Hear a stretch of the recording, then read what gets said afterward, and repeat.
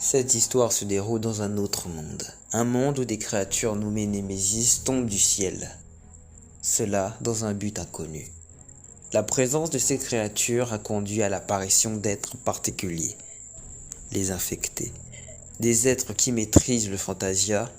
De par ce fait, ils terrifient les non-infectés, qui pour les combattre, font appel à l'Inquisition. Guidés par leur haine, les non-infectés n'hésitent pas à massacrer les infectés quand ils en ont l'occasion.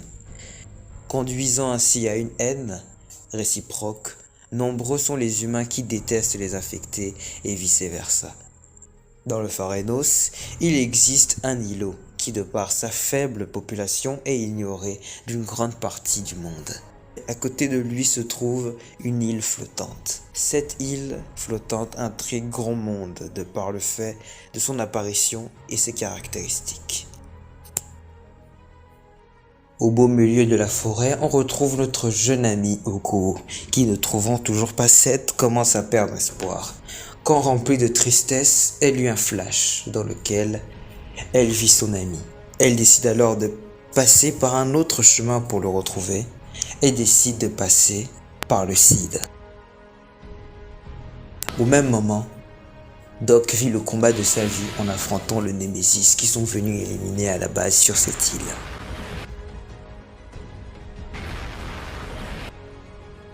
Dépassant ses limites et utilisant ses derniers retranchements, Doc finit mal en point.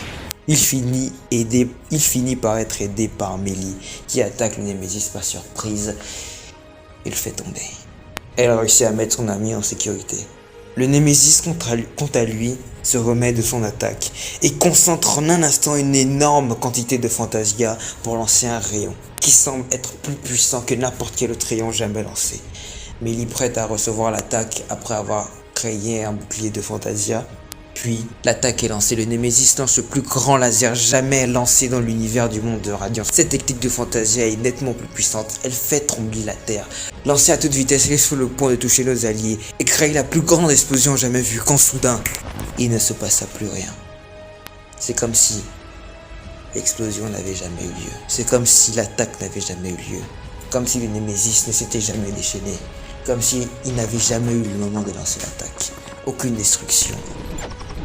Aucun blessé, aucun mort. Que s'est-il passé? Dit Mélie. On est mort? Non. Il n'y a pas Miss Melba, dit Doc, qui après avoir jeté un coup d'œil, ajoute. Vu qu'il y a 7, je suppose que c'est l'enfer. Mélie, surprise, jette un coup d'œil et voit devant elle son ami.